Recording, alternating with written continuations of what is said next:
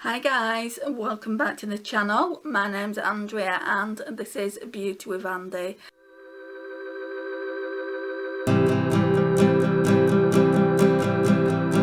Thank you so much for joining me today. So today's going to be a slightly different video. It's going to be about all the products that I've really not gotten along well with and that I wouldn't repurchase. So you can kind of say products I regret buying, products I wouldn't repurchase. It's the same kind of deal, isn't it? So yes, we'll just get into it. So it's a great big massive basket here. Right, this might be a shocker to some of you because Charlotte Tilbury products are really raved about, and there are a few that I wouldn't repurchase. There's the Flawless Powder. I wouldn't repurchase that again. You can get dupes of it from, I think Number 7 do a dupe for it, and also the Elf Finishing Powder. That's a really good dupe for it. It is very finely milled like the Charlotte Tilbury one is, so I don't believe you should spend like £35 on a face powder. Not unless it blows you away, which that one really didn't blow me away when I used it, and I went through it so quickly as well. I've heard some people actually buy it just for like doing like their under eyes. It's really good for that. I wouldn't spend that amount of money on a powder just for my under eyes. So yeah, I wouldn't get that. And then this, I got this off Depop off a seller. And it was brand new when I got it, so I did get it slightly cheaper, and I have been using it in the project pan. So obviously it's got the bronzer and then the highlighter.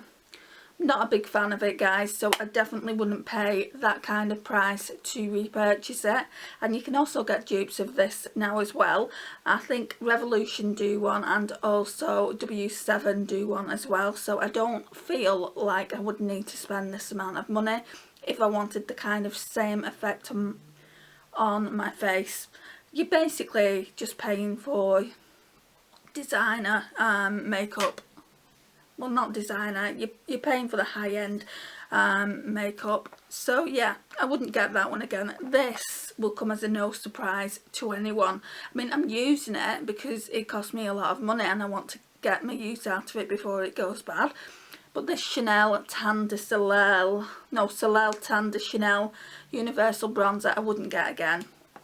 It's just, I mean, obviously depends on your skin tone, but it is just too orange for me and my skin tone personally. That's what it looks like.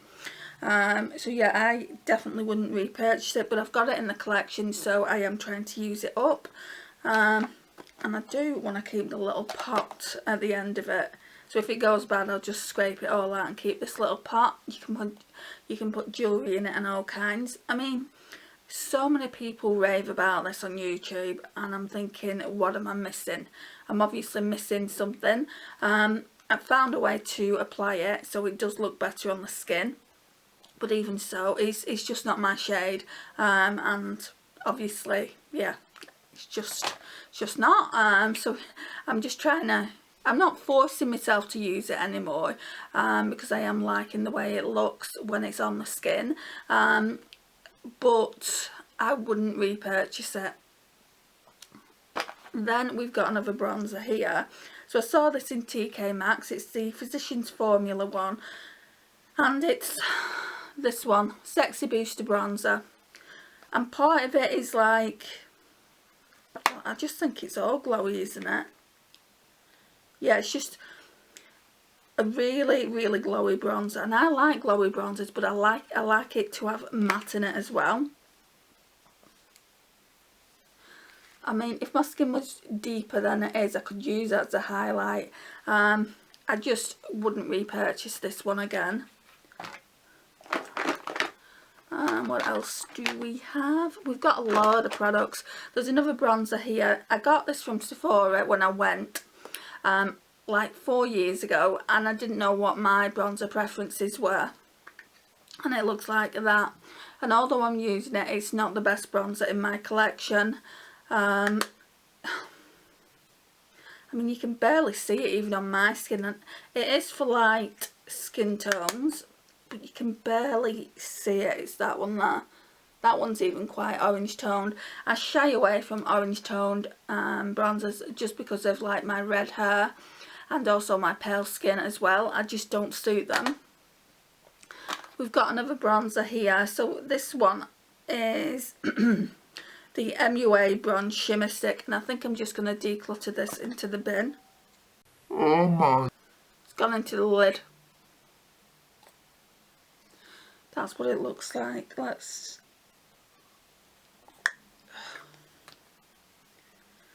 So this is what it looks like here. It's definitely going into the bin because it's falling apart. Yeah. That one can be decluttered. Right, so that's that. Let me just get some tissue. Right, so next is this. So this one is the PS My Perfect Colour Foundation and Contour Stick, and I did like it for short time. I mean, I used quite a lot of it. There's only a tiny bit left. When I used it with other foundations, it looked really good, but then I tried it and it made my face look so flat, and it was like in every little bit of dryness on my face, it like kind of made it look all cakey. Like I get a lot of dryness here, like in my nose area, and it made it look really cakey.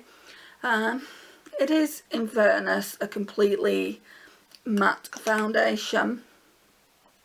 It's not bad for the price. I mean, £2.50. It's not bad for the price, but I just don't like matte foundations, and that is the only reason I wouldn't buy it again. Now, if you do like matte foundations, I think this is a good one to try. Just bit my tongue. There's another foundation in here as well. It's the Bourjois Healthy Mix. What shade is this? I think it's light vanilla. Yeah, light vanilla. This one is far too dark for me. I would definitely not repurchase this. I'd only repurchase this foundation again if they had a lighter shade. So no, that would not get repurchased. This one as well, I have been enjoying using it. So it's the Kiko Rebel Bouncy Blush in 01 Velvet Peach. I don't use it as a blush, I use it as a bronzer. I wouldn't get it again, even though I'm enjoying using it. Just because it's not a bronzer. And I know sometimes that doesn't matter, but that's what it looks like. I mean, it doesn't look too bad on the skin, but like I said, it's not a bronzer, so I wouldn't repurchase it, and I don't like it enough to repurchase it as a blush. And Kiko might not even sell that now. I mean, I did buy it when I was in Portugal, so I don't know if they sell it in the UK anyway. So yeah, I wouldn't repurchase that. Something else I wouldn't repurchase, this was a collector's item anyway, it's the NARS Pierre Hardy in Boys Don't Cry. This is how bright it is. I don't know what possessed me. I think on ASOS I couldn't really gauge how bright it was, but look at that. It's more like a red toned blusher than a pink. If you go in with a really light hand, it does look nice, but I wouldn't repurchase a blush like that again. It's a shame with it's the same with the Colourpop one in the shade Jellyfish. That's a very similar shade to that one. I don't think I would repurchase that again. I'm just going to use them up, and then obviously if I don't get to use them up and they go bad, they'll get decluttered and I just won't repurchase them again. Right, so PS Beauty Diamond Bomb Highlighter from Primark. Looks like this. Looks really pretty in the packaging. It's just not a great highlight, guys. It's very glittery. I'm going to try and swatch it so you can see it. See the glitter.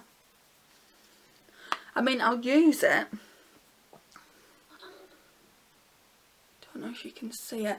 With spray, when you put spray on and then you put this over the top, it doesn't look too bad, but it's very powdery and very glittery. It's not a highlighter I would recommend. With Primark, normally they do really good highlighters. So, yeah, I'm not too sure what went wrong there. The formula is definitely not great. Right, speaking of highlighters, and everyone's probably going to say, what? I can't believe it. So many people have told me Pixie. The Pixie Delicate Dew and Subtle Sunrise highlighters are the bomb. This one, guys, I've really been trying to get it to work for me, just because Pixie's drugstore, but I wouldn't say, especially not in the UK anyway, I wouldn't say that they're inexpensive. Revolution is inexpensive, and there's other brands like in Superdrug that are inexpensive MUA. I mean, the Revlon skin lights look nicer than this for my skin tone. It just doesn't work. I've tried it and tried it. You can see how I've tried it.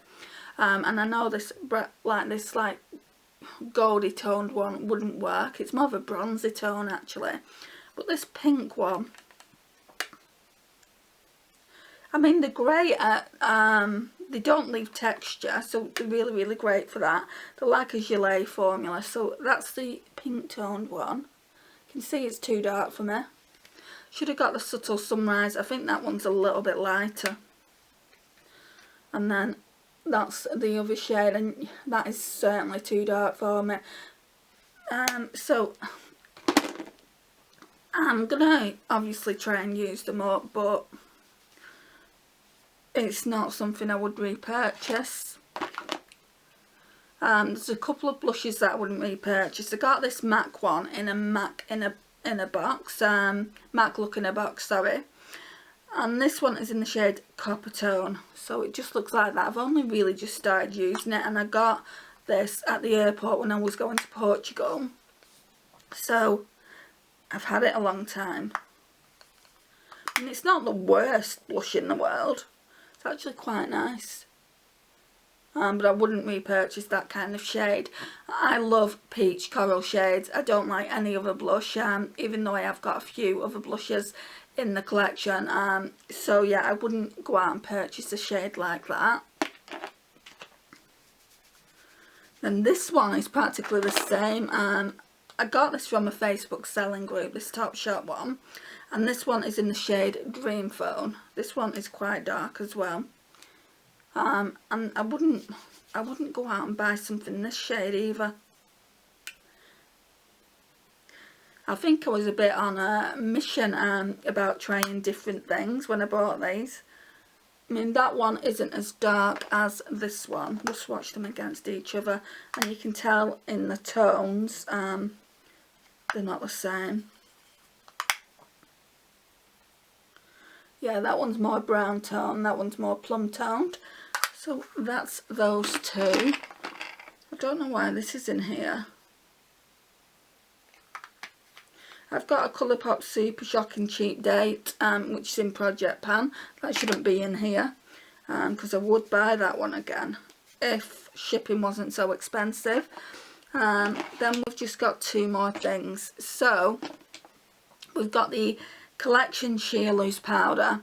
I don't like this purely because of the talc scent that comes with it, but when I put it on the face, it does kind of minimise my pores, which is really, really good. It's very inexpensive, it's £2.99, but I really, really don't like that talc scent, so I won't buy it again purely for that fact. And then we've got this one. This is a primer by Sephora. So it's the Sephora Smoothing Primer, which just looks like that. I mean, it's an okay primer, but I did pay quite a bit for it. And all it does is smooths. I thought it was a pore filling primer, but it's not. I'm coming to the end of it now. It's here. Yeah, it's just there. So yeah, I wouldn't, even if we had a Sephora in the UK, I wouldn't repurchase this. So this concludes the end of my products that I wouldn't repurchase. Hope you've enjoyed watching. Please like, subscribe, share and comment. I would really appreciate it, and it would also help out the channel, and I will see you in the next one, guys. Bye.